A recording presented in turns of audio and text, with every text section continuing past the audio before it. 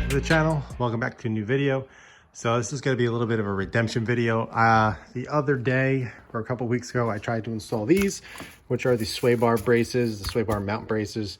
But I was doing them on the ground. I had the wheels on and everything, and I could not get the subframe bolt loose, which is crazy. I couldn't get that bolt loose, which is crazy because I just had these off when I did the lower control arms here about maybe about a month ago. So I know they could come off. I know they're not seized on or anything like that. So I think it was just a matter of the tension with the suspension on the ground, the wheels on the ground and everything, and it just added some tension on that bolt. So now I got it up on jack stands, got the wheels off, and I also got a new torque wrench. This is a Milwaukee Fuel brushless torque wrench. This is the right angle, 1/2 inch. It's 230 pounds, so it's pretty strong. I always wanted to get one of these because, you know, it's so much smaller than the one I've been using. I've been using this bad boy, this huge thing, for many years. It has served me well, but, you know, it's big and you can't get in the tight spaces. And that's kind of where I ran into one of my problems was I wasn't able to get an impact into that area. I had to use the long ratchet here, the long wrench. I couldn't get it undone while it was on the ground. So I figured I might as well jack the car up, do it right. Got my fancy new torque wrench here, and we're gonna get this installed finally. So as you can see, I already have the car jacked up, ready to go. So now all I gotta do is get under there, loosen them up, and slide everything in. It's gonna be a pretty straight install. Hopefully I can get those bolts loose, which I'm fairly certain I will be able to. I'll walk you through the process as normal. So if anybody's interested to figure out how to install them, I'll show you exactly how to do that.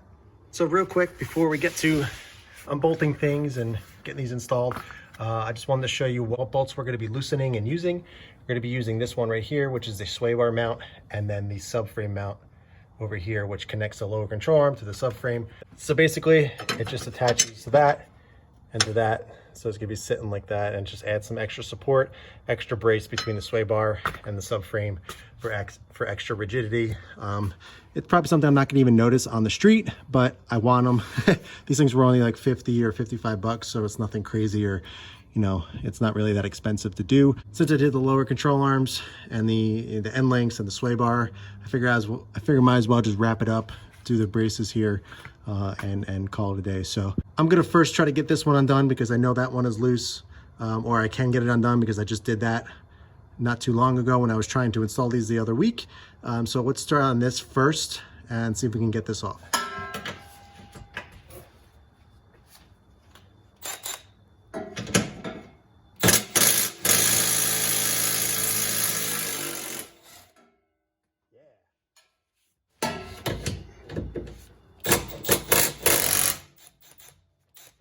Thing is awesome. Takes no effort. Okay. All right, so each side, we're gonna have two different washers. We're gonna use a supplied bolt, as well as obviously the brace.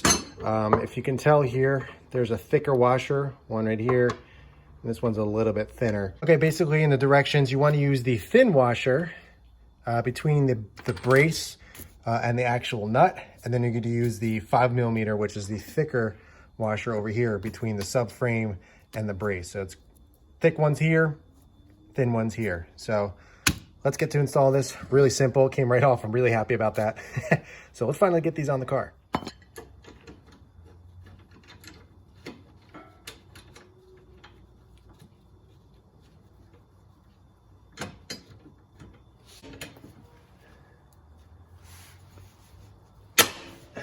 All right, so I got the bolt in right here. Now I'm gonna take the thick washer and place that right here. Then we're gonna put the brace on, and then use the thin washer right here.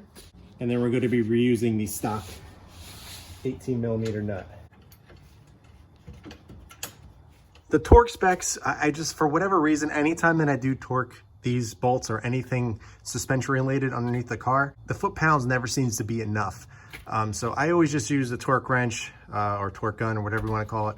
If there's one thing that really drives me nuts, it's suspension clunks and bangs and noises. So I always want to make sure that they're really tight and they're not going to back out or anything like that. So it's a good practice after you install anything suspension wise that you retighten everything after a few, maybe like 100 miles or so. And also when the car's back on the ground, if you can get to it, use your torque gun or torque wrench or whatever that you're using, and just try to torque it down even more. Because once the car goes on the ground, it's going to basically preload it, and you don't want it to kind of back out once it gets back on the ground and loosen up. So that's why I always like to tighten things a little bit more on the suspension components, because I always feel like no matter what I do to try to torque it correctly, it's never quiet. It's always loud. So I'm going to go ahead, torque these down like crazy, and then we'll move on to the other side.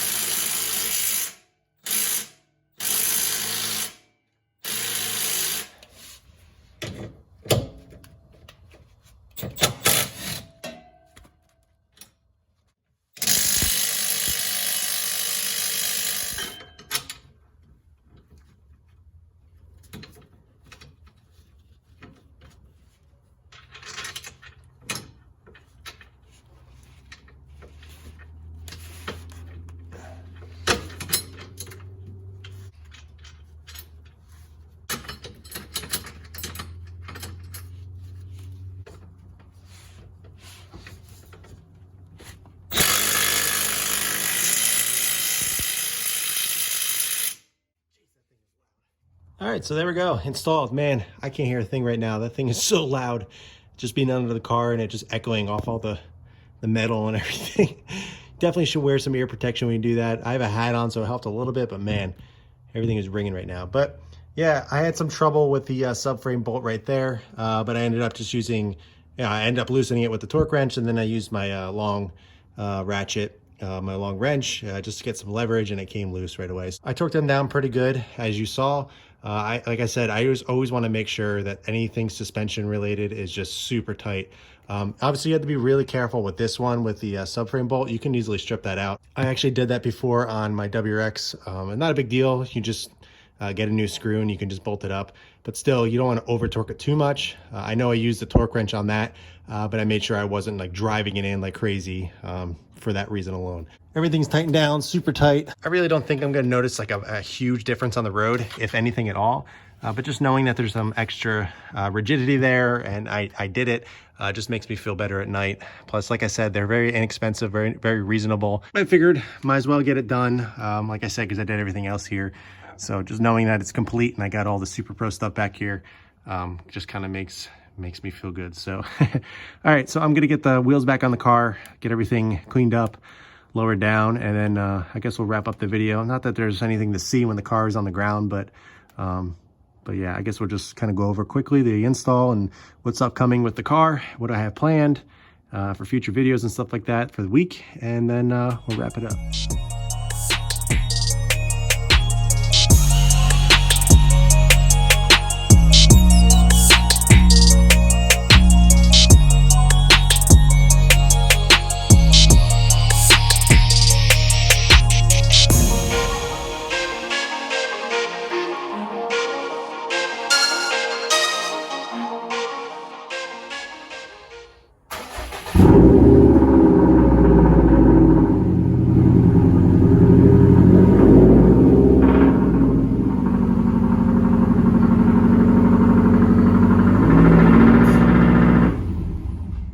All right, guys, so that concludes the install of the rear sway bar braces from Superpro. Thankfully, I got them on. Last time, like I said, I tried. I couldn't get that bolt loose, but, you know, raising the car up, taking the wheels off, removing the tension off the actual subframe bolts, I was able to get them off. Had a little trouble with the passenger side one, but eventually got it off. But either way, very smooth install, very easy. I don't know if you'll have to go to the extent that I did to install them, but if you are having trouble getting any bolts loose, I recommend doing that. What I did after I got the car back on the ground and everything and moved it around, I just took the torque wrench, stuck it under there and drilled it on a little bit more just to make sure that the preload is on since the car's back on the ground and everything. But yeah, really happy I got that done. That was been on my mind for a while. I was so annoyed I couldn't do it last time. So simple, 2 bolts, and I couldn't get it done on that last install that I tried. So happy it's done. Again, I'll kind of report back if I really notice any difference. I really don't think I will, especially for the type of driving that I do with this car. I mean, I do drive this car spiritedly, but it's a street driven car. It's a daily driver. I'm not going to the track pushing the limits of the car or anything where I'll be able to find and feel every little difference that I did to the car. You know, I'm just driving to work, driving my kids to school, doing errands, you know, and just having fun in the car. So I doubt I'll really feel anything. But like I said, very reasonably priced, nothing crazy, and it was a really simple install once you jack the car up and all that stuff. But yeah, if you guys have any questions about the braces or anything else on this car, be sure to let me know. The car is absolutely filthy right now. I don't know if you can really tell. Yeah, I guess you can here. From far back, it looks kind of clean, but once you look up close, you'll be able to really see just how dirty it actually is. You know, I do drive this car, so everyone always asks how I keep my car so clean. But I assure you, it does get dirty just like your guys' cars and everything. You know, I drive this every single day.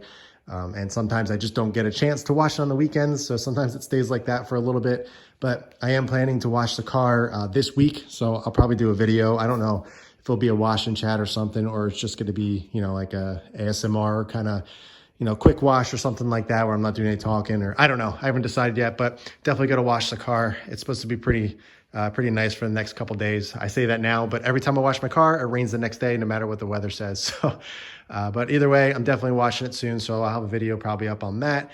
But I got some other parts coming in as well. I have the parent brake solenoid brace coming in, I believe tomorrow. So I'll probably be installing that tomorrow. The video will be out later this week. Actually, I have something pretty cool in a box behind me. I'll be going over that later in the week as well. It's pretty cool. So I want to make sure I can dedicate some time to really make a cool video on that and be able to, show you guys what I have and go over that. Also, I'm deciding on brakes.